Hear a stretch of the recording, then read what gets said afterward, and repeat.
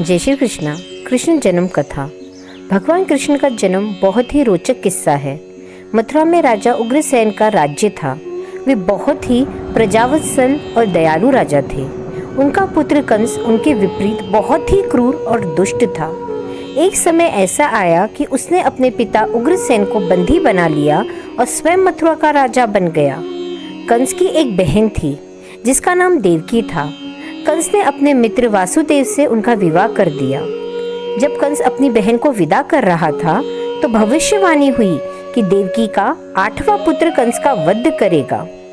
यह सुनते ही कंस ने देवकी और वासुदेव को कारागार में डाल दिया। जैसे ही उनकी कोई संतान होती वह उसे जेल की दीवार पर सर पीटकर उसकी हत्या कर देता। इस तरह देवकी के 7 पुत्रों की हत्या कर दी गई। जब देवकी को 8वां पुत्र हुआ तो चमत्कार हो गया। घनघोर बारिश होने लगी और तूफान आने लगा। घनघोर अंधेरा छा गया। इसी बीच विष्णु के 16वें अवतार कृष्ण ने कंस के कारागार में जन्म लिया। कृष्ण के जन्म लेते ही सारे सिपाही मूर्छित हो गए। वासुदेव की बेड़ियां अपने आप आजाद हो गईं और कारागार के सारे दरवाजे खुल गए।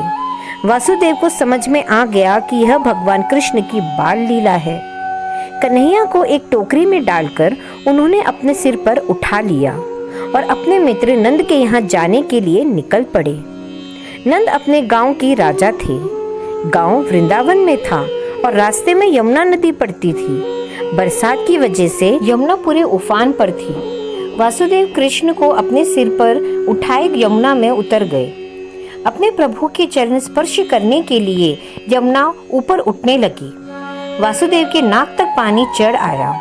भगवान जानते थे कि यमुना उनके चरण स्पर्श किए बिना नहीं मानेंगी, तो भगवान ने अपने पैर टोकरी से बाहर निकाल दिए। यमुना ने अपने जल से बाल कृष्ण के पैरों का प्रक्षालन किया और फिर एकदम से पानी उतरने लगा और वासुदेव भगवान कृष्ण को लेकर नंद गांव आ गए।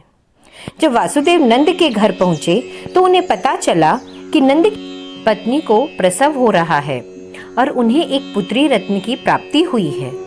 वासुदेव ने सारी कथा नंद को सुनाई और उनसे अनुरोध किया कि वे कंस के संहारक भगवान कृष्ण को अपने यहाँ शरण दें। नंद इसके लिए सहर्षि राजी हो गए। बदले में उन्होंने अपनी पुत्री वासुदेव को दे दी ताकि कंस को यह बता सकें कि देवकी को पुत्र नहीं पुत्री हुई है। वासुदेव नंद की पुत्री को लेकर कारागार में लौट गए। कंस को जब पता चला कि देवकी को पुत्री हुई है तो वह आया और उनसे छीनकर उसे दीवार पर दे मारा। लेकिन तभी चमत्कार हुआ और वह पुत्री देवी में बदल गई और कंस को कहा कि उसको मारने वाला गोकुल में प्रकट हो चुका है। राधे राधे।